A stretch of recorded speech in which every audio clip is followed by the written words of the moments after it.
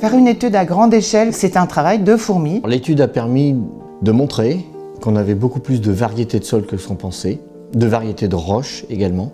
La grande diversité des sols du Beaujolais, elle est liée bien sûr à la grande diversité des roches et à l'histoire géologique qui a été quand même relativement complexe. Donc effectivement, on arrive très bien à distinguer des personnalités entre les grandes appellations et entre les 10 crus. Les 10 crus ont tous leurs particularités. Quel est le lien entre le vin et le sol? Le vin, le produit, il est bien à l'interface entre l'homme, le sol, le climat. Le sol, c'est un patrimoine auquel il faut veiller comme à la prunelle de ses yeux.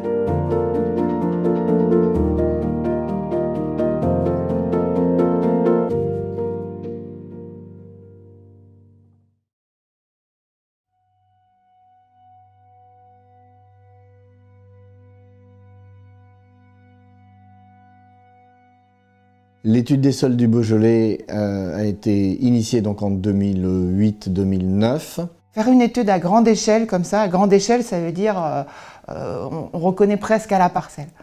Ça nous a pris environ 9 ans. Mais il faut imaginer qu'on a fait 15 000 sondages à la tarière, qu'on a fait 1000 fosses, jusqu'à 1,50 m de profondeur, 2 mètres parfois plus même. Et dès qu'on parle avec des vignerons qui, eux, connaissent bien leurs vignes, donc ils savent ce qui pousse mieux, ce qui pousse pas bien quand il pleut trop ou qu'il pleut pas assez, on ne peut pas se permettre de leur raconter des histoires. Donc c'est un travail de fourmi. Alors l'étude a permis de montrer qu'on avait beaucoup plus de variétés de sols que ce qu'on pensait, de variétés de roches également. Surtout, l'étude a permis de mieux comprendre les caractéristiques et le fonctionnement de nos sols. On a appris surtout à comprendre ensemble avec les vignerons qu'est-ce qui pouvait expliquer de telles variations de comportement des vignes. Et donc on a été voir ensemble, on a touché, on a palpé, on a malaxé la terre. Et du coup, on a pu aborder plein de sujets sur la protection des sols, sur leur gestion en fait, sur leur bon entretien, les bonnes pratiques. La grande variabilité des sols et puis des roches, des minéraux qu'on trouve en Beaujolais a donné lieu à un dépôt de dossier auprès de l'UNESCO. Et en avril 2018, le géoparc viticole Beaujolais, premier géoparc viticole de France, a été reconnu par l'UNESCO.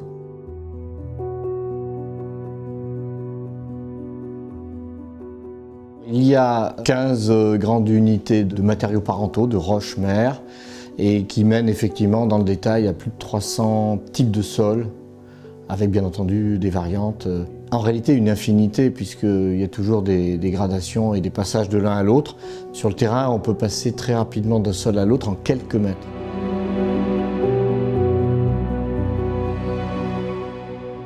Alors pour passer d'une roche à un sol, il faut du temps et il faut de l'eau. Donc c'est dans les périodes les plus humides que la roche va évoluer la plus vite.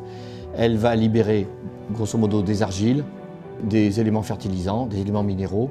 Les êtres vivants vont venir y vivre, y habiter, y mourir, et on va créer donc cette petite pellicule qui recouvre la terre, les terres émergées, et donc qui est le sol.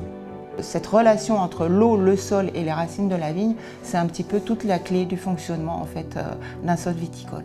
L'eau est un élément fondamental dans le cadre de la nutrition de la plante, surtout en première partie de végétation pour pouvoir faire les feuilles, pousser, faire les sarments, faire les grappes. Et puis ensuite, quand arrive le moment de la maturation des raisins, il va être utile d'avoir une certaine contrainte à certains moments clés. On a beaucoup de sols en Beaujolais qui permettent d'avoir cette contrainte. Un mètre carré de sol peut stocker entre 20 litres par mètre carré et entre 300 ou 400 litres par mètre carré. En surface, on aura l'impression qu'il n'y a pas de différence, hein. C'est uniquement sur la profondeur que ça va se jouer. Donc déjà, comprendre le sol en tant que réservoir pour l'eau, c'est déjà assez fondamental. Et pour classifier les sols, pour les travailler également, pour les enherber, pas les enherber, les travailler, pas les travailler, cette connaissance de la réserve utile est vraiment importante.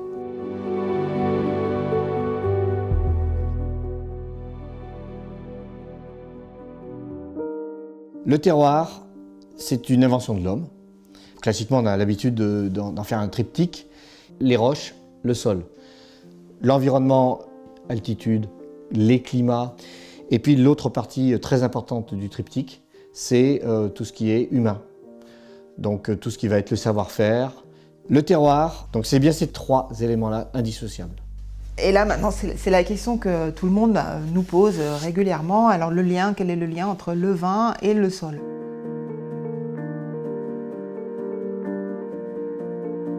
Alors, évidemment, tout ce que je vous ai dit, il y a un lien puisque la plante, elle pousse à partir d'un sol, elle va pousser plus de feuilles, plus de bois, plus de raisins. Donc, il y a un lien. Ce qu'il y a, c'est que ce lien est extrêmement compliqué, avec beaucoup d'étapes. Donc, en fait, en général, on caricature énormément. C'est comme une palette, c'est comme une couleur pour un peintre, hein. Ça oriente déjà pas mal le type de tableau, mais après il y a quand même toute la finesse et la compréhension du vigneron et du viticulteur d'ailleurs, ce qui n'est pas la même chose. Ce que l'on sait, c'est que la vigne s'alimente profondément, donc les racines vont au plus proche de la roche, qui de par sa composition chimique, de par son évolution, va forcément typer la nutrition de la vigne, l'alimentation, la capacité à la vigne de se développer dans un contexte donné. Ça, c'est évident. Ce que l'on sait également, c'est qu'un élément le plus important pour la typicité, c'est ce qu'on appelle le millésime, c'est la saison. Et le vin, le produit, il est bien l'interface entre l'homme, le sol, le climat. Et donc, c'est totalement multifactoriel. Par contre, comme on connaît bien maintenant les caractéristiques des pierres bleues, des sols qui en sont issus, des granites, des sols qui en sont issus, des calcaires, etc., des contraintes et autres, on va pouvoir adapter les techniques viticoles et surtout, on va pouvoir adapter la façon de faire le vin au sol en question. Donc orienter malgré tout la production et donc orienter ensuite la typicité du vin.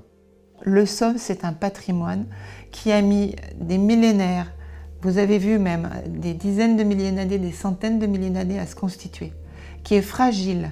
Donc c'est un patrimoine auquel il faut veiller comme à la prunelle de ses yeux, quoi. Ce qu'on espère aussi, c'est que pour beaucoup de gens maintenant, quand ils regardent tous l'enfilade de collines et de coteaux, ce soit un peu comme nous, c'est-à-dire qu'on essaie d'avoir la 4e dimension vers le bas. C'est-à-dire on ne voit pas uniquement la surface et les ondulations du relief, mais on essaie d'imaginer aussi les ondulations du sol et l'épaisseur de la couche utile, sans parler de profondeur, mais jusqu'où peuvent aller les racines, etc. Donc c'est une autre façon de voir les paysages qui est aussi très, très riche.